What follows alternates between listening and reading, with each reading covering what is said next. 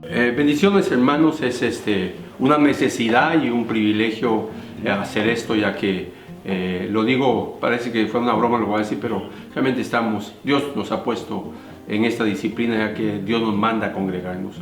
Pero hemos de aprovechar nosotros y los que están en su casa, tomar ese tiempo para empezar a ejercitar en sus vidas una vida espiritual. Y ese es el propósito de empezar a grabar y enseñarles a través de este medio. Así que vamos a empezar con la serie de cómo leer la Biblia. Y este primer punto van a ser 10 minutos casi todos los videos, pero ese primer punto es introductorio. De tal manera que trataré de no pasarme de los 10 minutos, tal vez 11 o 9 minutos, un poco menos, un poco más. Lo importante es que ustedes puedan aprovechar y luego poner por obra lo que han aprendido. Así que vamos a leer Juan capítulo 6, versículo 63. El hermano Edwin me estará acompañando en este video. Leámoslo, hermano, por favor, gracias. Dice así: el Espíritu es el que da vida, la carne para nada aprovecha. Las palabras que yo os he hablado son espíritu y son vida. Amén. Ese verso hay que analizarlo despacio, pero no lo vamos a hacer más que un par de cosas. La pregunta que debemos hacernos, hermano Edwin, es ¿por qué debemos aprender a leer la Biblia? Y por supuesto que dentro de esa consideración debemos pensar que no todos los que leen la Biblia realmente la están leyendo. Eso lo veremos más adelante, solo lo traigo a colación. En Mateo, Jesús le dice a un grupo de hombres como los fariseos y los escribas que eran hombres dedicados a la lectura. Si alguien se dedicaba a la lectura, eran ellos. Y Dios les pregunta, ¿habéis leído? Que para ellos era una ofensa, pero eso solo lo dejo al aire porque luego hablaremos sobre esto. Este texto que ha leído el hermano Edwin dice dos cosas que son importantes, y la primera oración, léalo solo, la primera oración de nuevo, escuche lo que dice. La primera oración dice: el Espíritu es el que da vida. Entonces, lo que está diciendo ahí Jesús es el único que puede traer nuevo nacimiento, regenerar un corazón, dar vida a un hombre muerto en sus delitos y pecados, es el Espíritu.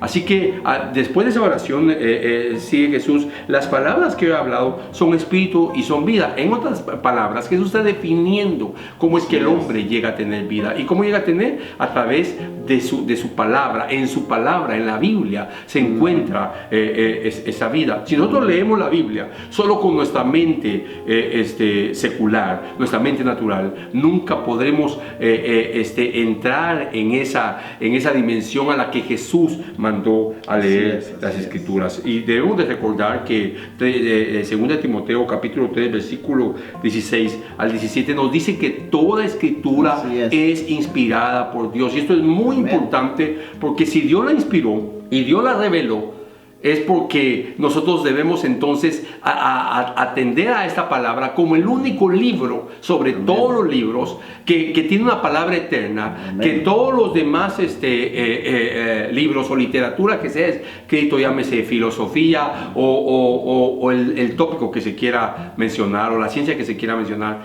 está debajo de la Biblia. El único libro que da vida es la Biblia. Por eso, hermanos, ahora que estamos en estos tiempos donde muchos se quejaban del tiempo, ahora pueden sentarse y leer la palabra del Señor. También Mateo 4 versículo 4, cuando es la tentación del Señor Jesús responde al diablo cuando le dice que convierta esas piedras en pan.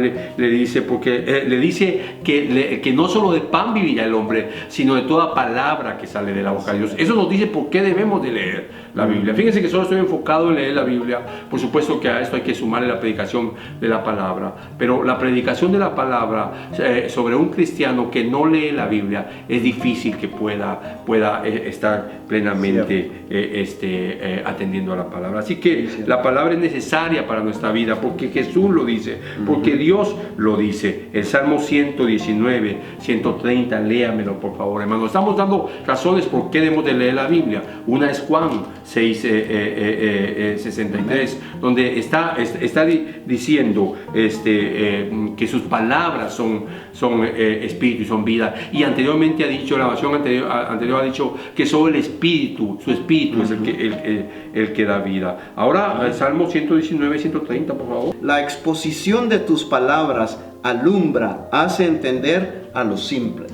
O sea, está muy claro esto. Entonces, ¿qué sucede cuando tú y yo estamos delante de la palabra? Nos está iluminando, nos está alumbrando. Por supuesto, el que ve este video por primera vez va a decir, pero no está hablando de la oración, como que si no necesitaba oración. Por supuesto que ese es un tema que tocaremos, pero lo adelanto.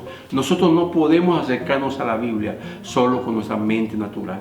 Debemos orar. ¿Y cómo se ora cuando se atiende la Biblia? Se ora antes de leerlo. Se ora cuando se está leyendo, cuando no se entiende. Y se ora después de haber leído la palabra. Porque es importante que entender cuando uno lee la palabra y luego ora, su enfoque de la oración está saturado y estamos imbuidos por lo que hemos leído. Tampoco se trata, y más adelante lo veremos, pero eso es un introductorio, tampoco se trata de acabarse la Biblia en 3 meses, porque eso no tiene realmente ningún alimento y no es recomendable hacerlo. Así que una lectura rápida de la Biblia, aprender a leer un libro en una semana y así me puedo leer la Biblia en un mes sería muy peligroso, porque no estamos atendiendo a la palabra del Señor. Así que la Biblia no es un libro cualquiera.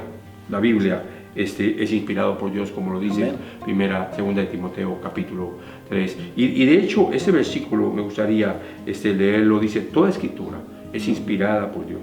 Amén. Y es útil para enseñar. Así que cuando tú abres la Biblia y estás delante de ella, la inspiración del Señor está en ti. En segundo lugar, esa Biblia, esa palabra es útil para enseñar. ¿Qué nos enseña? La Biblia. Y en tercer lugar, la palabra de Dios es útil para reprender.